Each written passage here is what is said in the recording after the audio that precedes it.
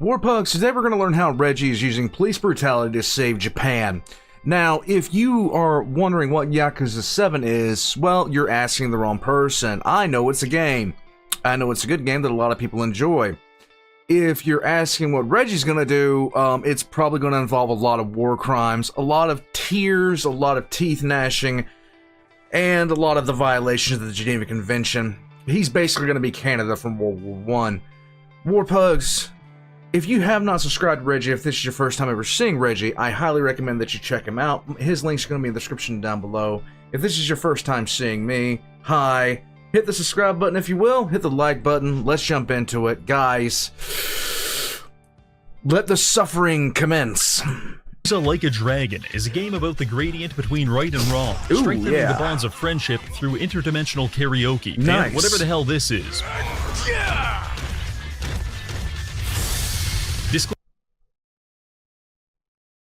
Every anime ever. Disclaimer, this video will be extremely confusing if you haven't seen part 1, and moderately confusing even if you have. 4 months have passed since we've been to the mystical and enchanting world of Japan, so allow me to get you up to date. Our main character is Eric Andre, playing himself as a violent schizophrenic. He's on a mission to protect the city of Yokohama and win Daddy's approval. Then there's Koichi Adachi, a disgraced police officer who's determined to get his job back by setting a world record for police brutality. Psycho Makoto doesn't really have a goal, she's just a sadistic sexual deviant. Then there's Hideo Kojima as Namba, the aspiring domestic terrorist. And finally, we have actual domestic terrorist Justin Trudeau as corrupt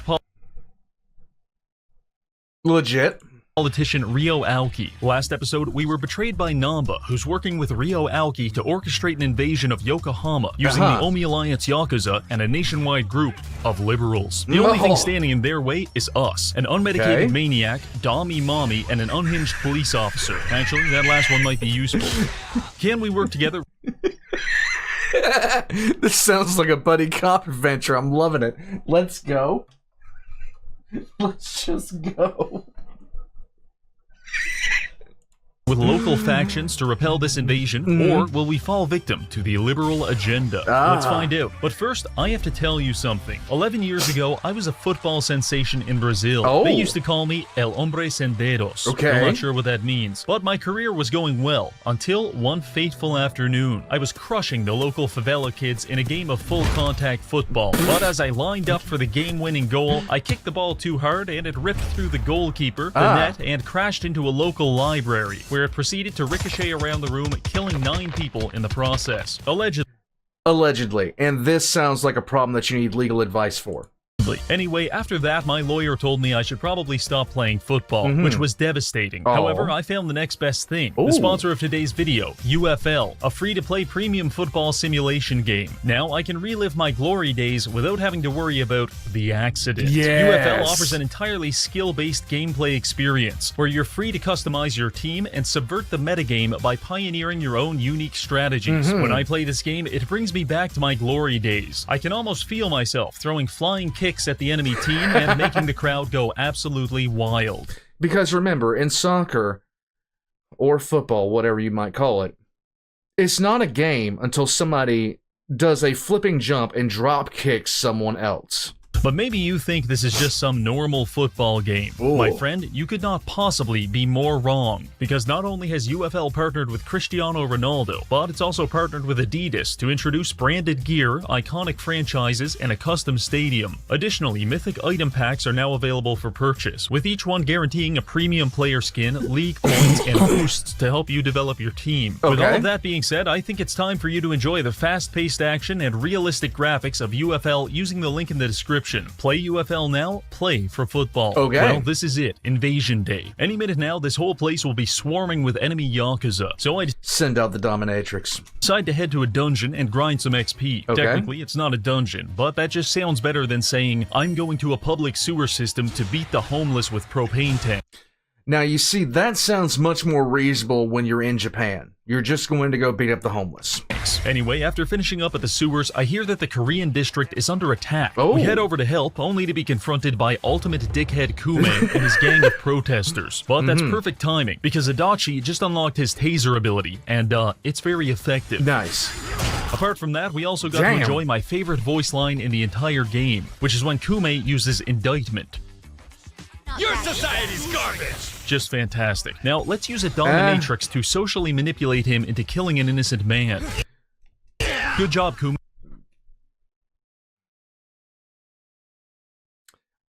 You know, it's shocking just how many problems in this world will be solved. Is some of these people who are so mad at everything would just get laid. I'm just saying. Maybe that's the solution. Maybe that's the solution. That has to be something that needs to be considered. We need to run it up into the Senate and the House.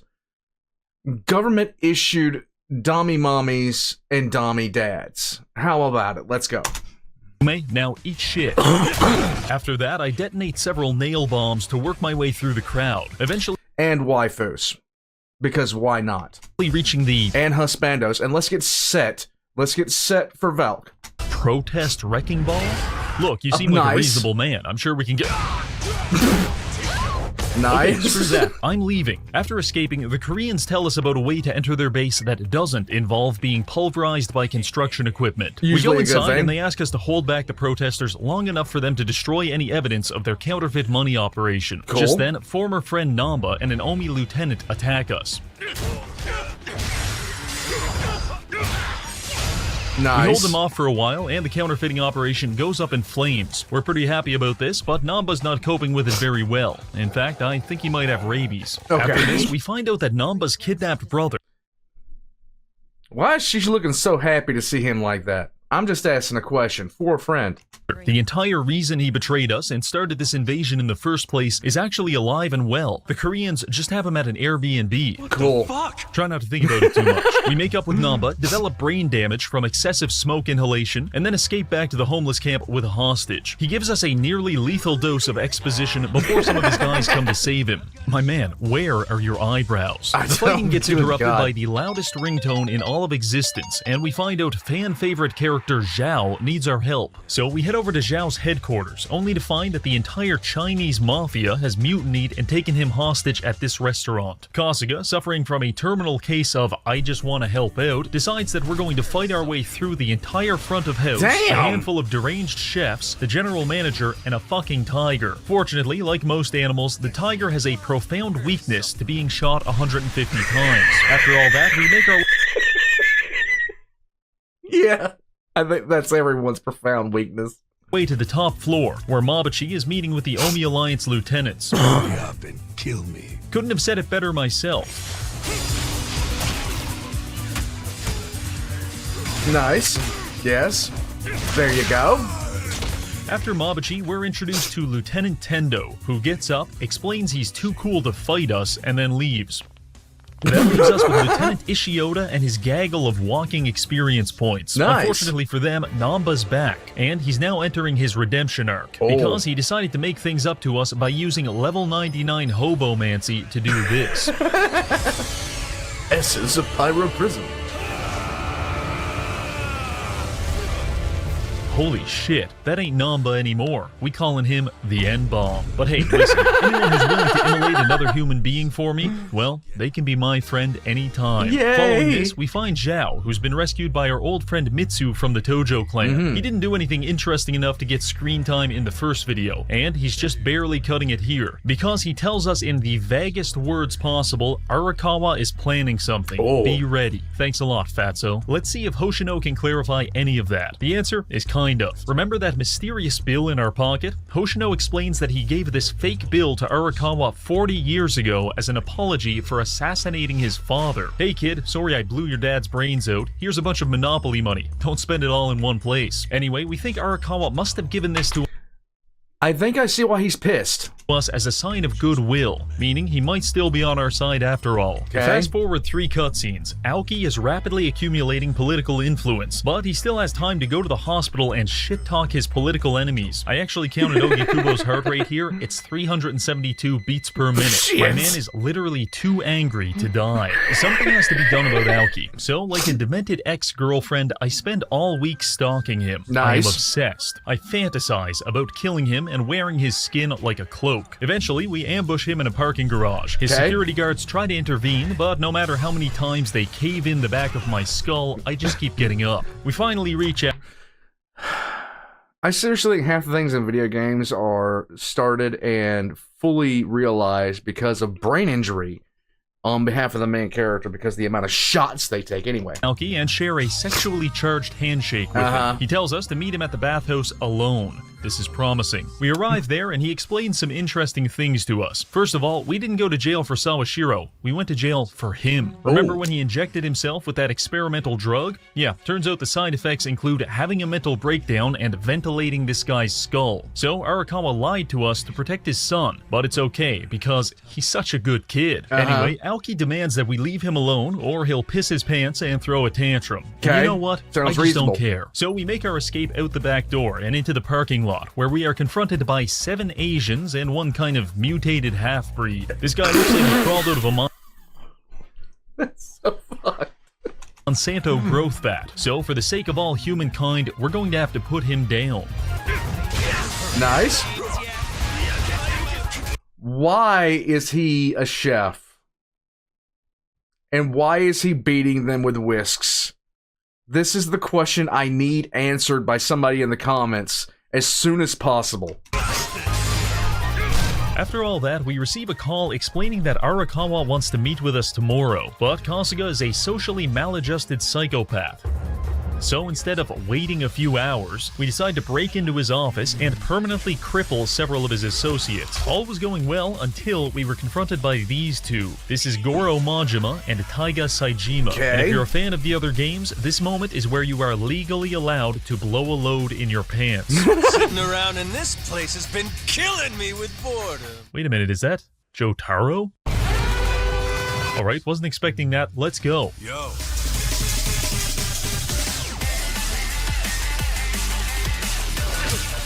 Ooh, ooh, ooh.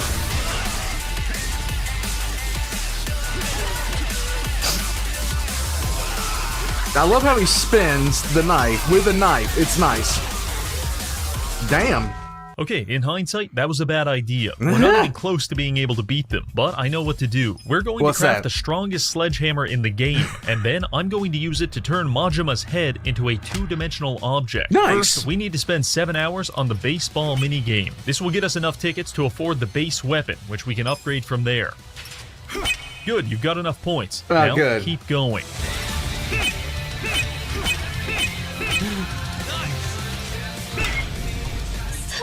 Dumbass things! You're not even making sense! Shut the hell up. Now, once we hit this slick triple.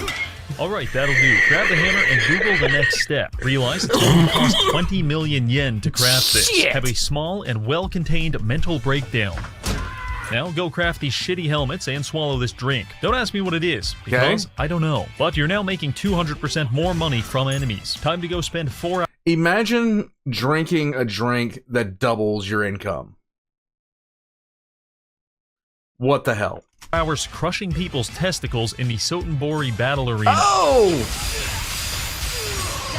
Congratulations, What the you now hell? have 20 mil. Craft the hammer and go reintroduce She really is a dummy.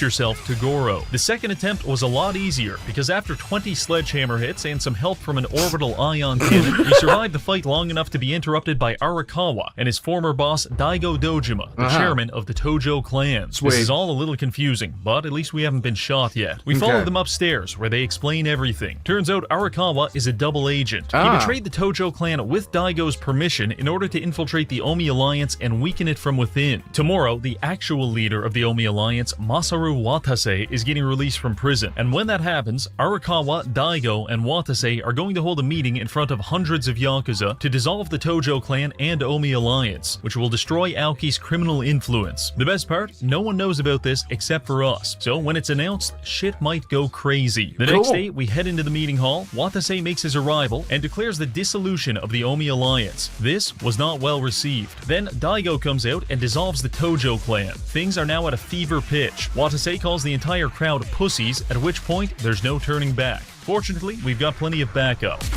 And see, this is the thing. There's nothing says fun times in a video game like calling everyone in a room full of gangsters, a bunch of pussies, and then just daring them to do something about it. That is peak video game.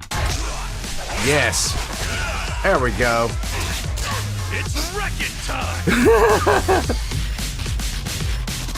Really? Nice. Nice.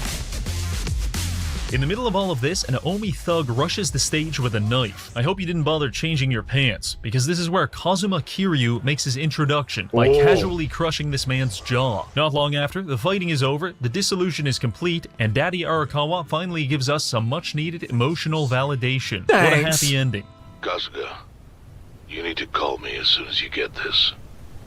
This morning, they found Arakawa's body in the ocean.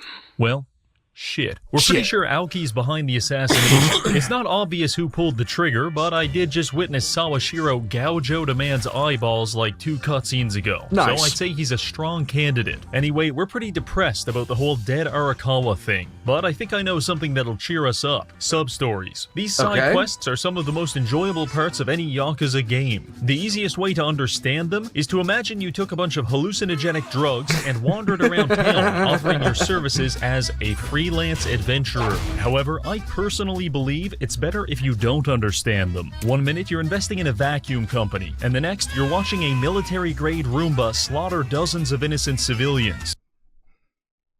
Leave the kitty alone. It has a salmon. It has a fish. It is happy. I think that's a red snapper. Never mind. It has a fish. Leave the kitty alone. And that's perfectly okay. In fact, I think it's a lot of fun. Nice. Kasuga loves helping people, so you can imagine how excited he was when we came across a group of metrosexual bikers in need of assistance. We approached them and they explained that one of their motorcycle enthusiasts has been taken hostage by the Yakuza. Apparently, he went on a drug-fueled bender and strangled 37 people with a chain, and now the evil Yakuza are holding him captive until they get like $500 to cover the funeral costs. In my demented mind, this makes perfect sense. Okay. We offer to help rescue their friend. However, the only biker that's willing to come with us is this guy. This is Taka the Striker, and at first glance you may be impressed by his chiseled features and physics-defying hair. I am not. I am not. That thing looks like he carved it out of a piece of foam and then stapled it to his skull, spray painted it. It's horrible. That is disgusting. If that is actually hair, my god, man, what have you done? But he keeps referring to himself in the third person, and I'm pretty sure he's retarded. My evidence for this is that I told him to wait here for 30 seconds while I gather supplies. I came back 15 seconds later, and he had already left to attack the Yakuza office by himself. Oh well, maybe he's actually really strong and doesn't need our help. Never mind. Taka has been on the ground getting his back blown out for the past 20 minutes, so we decide to help him the only way we know how. After beating the Yakuza to death, we make our escape, and our motorcycle friends are free to terrorize the streets once more. In fact, I don't think they're terrorizing anything with motorcycles like that, because flatly, if I saw you come up on a motorcycle like that, I would automatically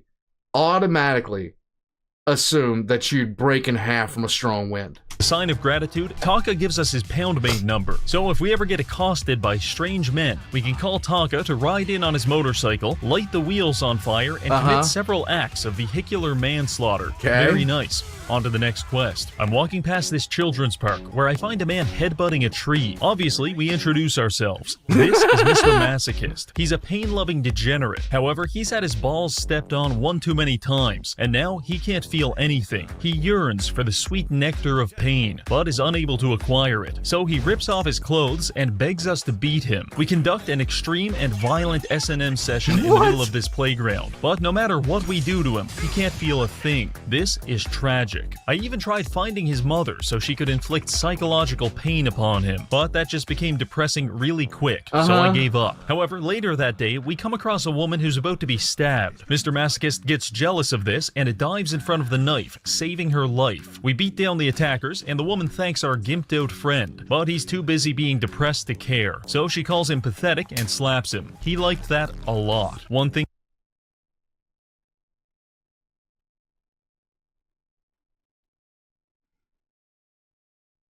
You have the power of Superman. What do you do with it? leads to another, and suddenly she's spanking him with a riding crop. What the fuck? It hurts so good! Finally, our friend can feel the pain he desires. Mr.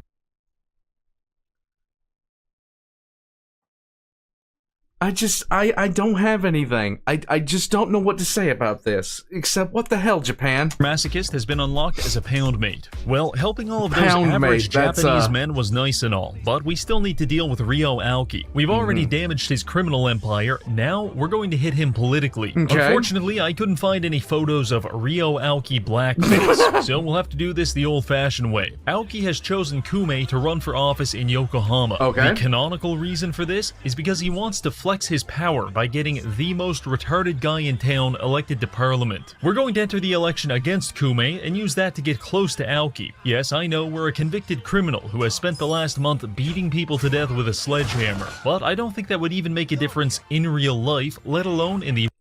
Oh.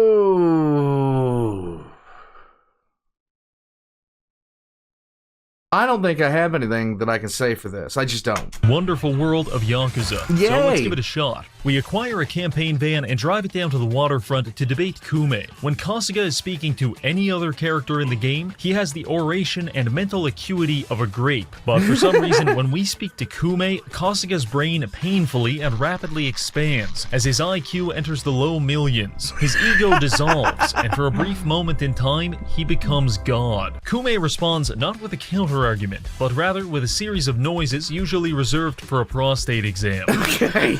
And with that, we have secured our first political victory. He's got my vote. Shut up, you're homeless. That was a pretty massive W for the Kasuga campaign. Right. So we follow Kume to his next rally, where we assert ideological superiority by beating the shit out of his voters. There you and go. just as I'm about to kidnap and presumably murder Kume, I receive some troubling news. Turns What's out that? Aoki isn't taking too kindly to us bullying his Make-A-Wish kid, and he sent an assassin to kill Hoshino. With Arakawa dead, Hoshino is the closest thing we have to a diabetic father figure, so And he gives you blood money, literally. we can't let him be killed. We rush over to his office to save him from Sawashiro, but something tells me we might be too late. I skip all the dialogue because I can't read, and then the fight begins. Unfortunately, Sawashiro's stats got buffed, and he's absolutely humiliating us. In fact, he managed to dodge most of my attacks by standing perfectly still. Well, try dodging this, you fucking casual. Eventually, we got him on the ground, which is a very bad place to be when I have a sledgehammer. Yes. As a reward for beating his ass, Sawashiro decides to tell us why he's loyal to Ryo Aoki in the first place. Turns out the subway station lockers are the premier baby depository for all of Japan, because when Sawashiro was a teenager, he left his unwanted child in one of these lockers. In fact, he did it on the same night that Arakawa's wife put their child in the locker. Ryo Aoki was one of those babies, and Kasuga was the other. It is basically confirmed that we are Arakawa's real son, but he took the wrong baby that night, causing... So basically, what I'm hearing is he is a footlocker baby. Sweet. us to be raised by hookers in a brothel, while Aoki was raised by the Yakuza. And the only person who knew all of this was Sawashiro. He also mentions that he didn't kill Arakawa, but he's pretty sure that notorious dickhead Ishioda did. I was genuinely unsure of how to process this information, so I settled on calling the police and sending Sawashiro to prison for life. After that, we head back to the campaign office to find Kume and twist his nipples, but all we could find was this guy. We start beating him mercilessly for information on Kume, and after he tells us everything he knows, we keep going. There you go. Just before we can watch the You see, you beat his ass for not telling you what you want to know, and then you beat his ass twice for snitching. That's how this goes. spark of life fade from this poor man's eyes, we are stopped by none other than Kiryu. He claims to have the information we're looking for, but first, we have to prove ourselves to him. Apparently, the only way to do that is by defeating him in shirtless combat. The fight was challenging. Kiryu spent the entire time beating Namba like he owes him money, but fortunately, Saiko unlocked her Enema Revival skill. Honestly, this fight is great.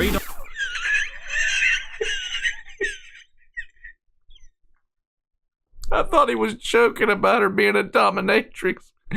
I don't want to know about the Enema Revival skill. Opportunity to appreciate the depth of Kasuga's schizophrenia, because to us, it looks like this. But to Kasuga, it looks like this.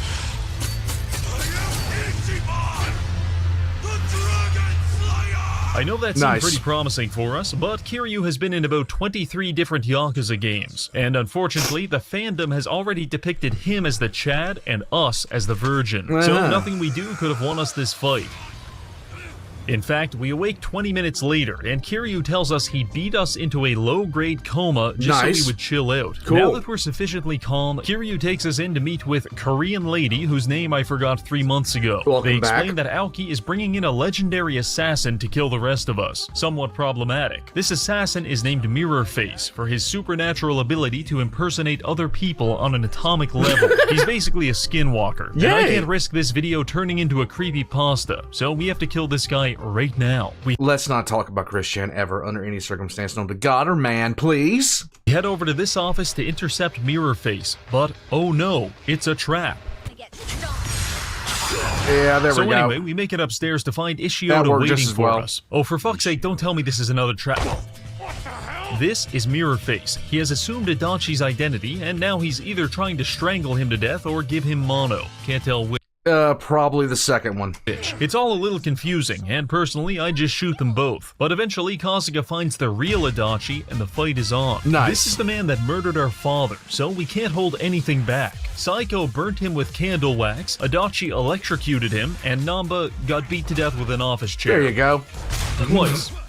Eventually, we got the upper hand, and Ishioda explains that he tried to kill Arakawa, but Tendo stopped him and did it himself. New arch nemesis acquired. Yay! So we're all up in this office theorizing about how we can get to Tendo, and it's going quite well, until... Hooray. final chapter. Quick. The Dominatrix's Enema revival skill must be used. It's been several weeks since we exploded. Presumably, we're dead. That's good news for Kume and Aoki, because the election is tomorrow and they're out campaigning. For a brief moment, Aoki considers that lying to the taxpayers and assassinating political enemies might be morally wrong. But his secretary assures him that it's actually based, and he agrees. I am going to kill this woman. While that's happening, a mysterious man is... Why do that? Just, you know, get her over to your side, because then when you do reprehensible things, you don't have to feel bad about it anymore.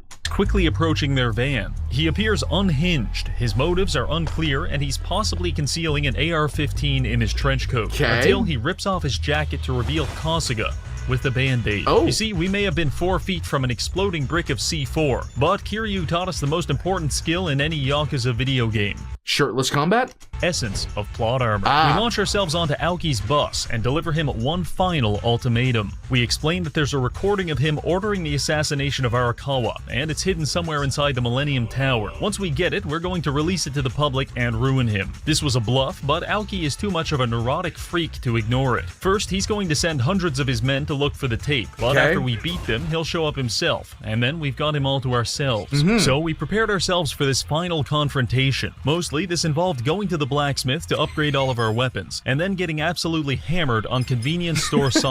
I'm not an alcoholic, I just like the vibe. We arrive at the tower positively inebriated. In fact, we're so profoundly wasted that we spent the first 4 turns of battle beating the shit out of each other. But eventually, we sobered up enough to find the real enemies. This place is swarming with Yakuza, which gave us an abundance of data regarding which furniture can and cannot be destroyed with the human body. Eventually, we make our way upstairs. This is called scientific testing as part of the scientific method.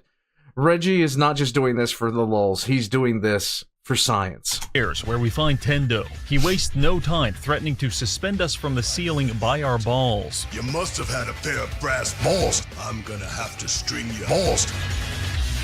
He's a freak for real, but we can't let that happen. This ends here. The fight against Tendo is objectively unfair because he has no known weaknesses, throws us around like we're goddamn cartoon characters, and he does this really cute thing where he punches you in the chest and you die. Apparently, the meta strategy to counter this is to call Mr. Masochist, who loves being beaten so much that he'll jump in to absorb the punches for you. However, I completely forgot about that. So the battle plan was just grinding pepper in Tendo's eyes and hoping he'd go blind. This did not work very well. I noticed Tendo has a statistically abnormal obsession with beating Psycho. I'm not sure if it's because she's a woman or my healer, but he spent about 90% of the fight running her down.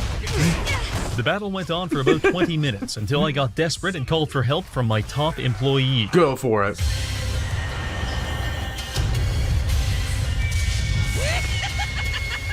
Need a hand from Oroshima?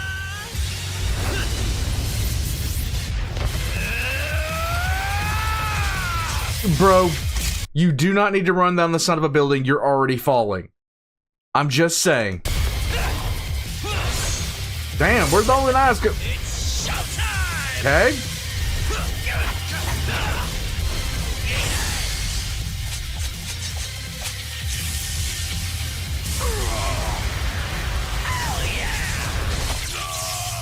This attack Very was so nice. effective, it made Tendo ragdoll through the sky like we were on GM Flatgrass. After that, Nampa hit him with some lightning and I thought we won. But just as Tendo was about to surrender himself to unconsciousness, he must have heard Psycho's voice, because he got back up and immediately started punching us in the face again. Lovely. Meanwhile, Ryo Aoki is at City Hall preparing to declare his party's victory in the elections, until something comes on the TV. My Japanese is a little rusty, but I believe it says, "Dumb shithead Ryo Aoki wanted for incitement to murder." The crowd breaks into a frenzy, and Aoki looks like his head is about to explode. He's furious, and he's coming straight for us. Nice. He arrives 10 minutes later to find Tendo and, all of our dead bodies. As if that wasn't bad enough, Aoki realizes we must have had help to even get this far. So he says loudly and very legibly, Hunt them all down.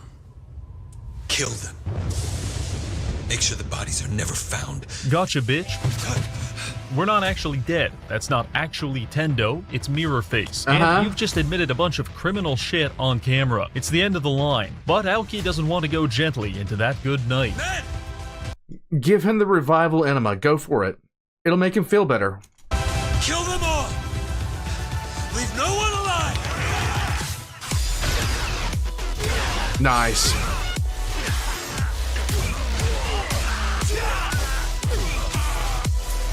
Ooh!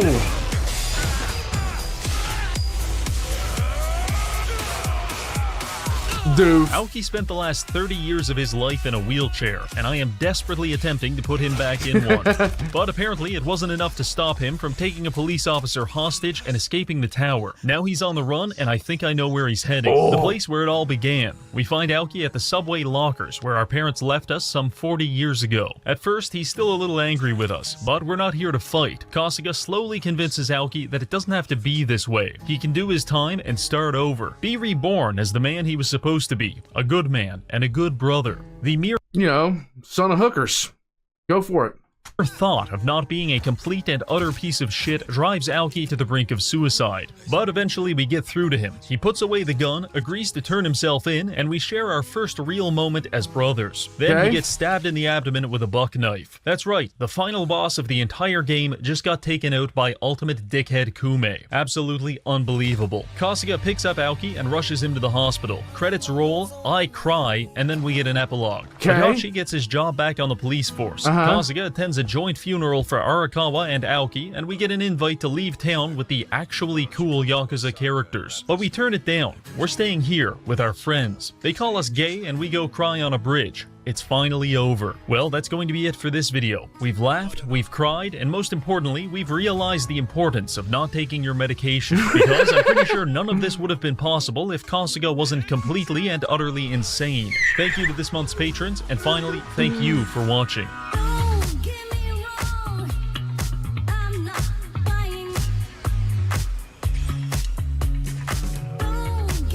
Warpugs,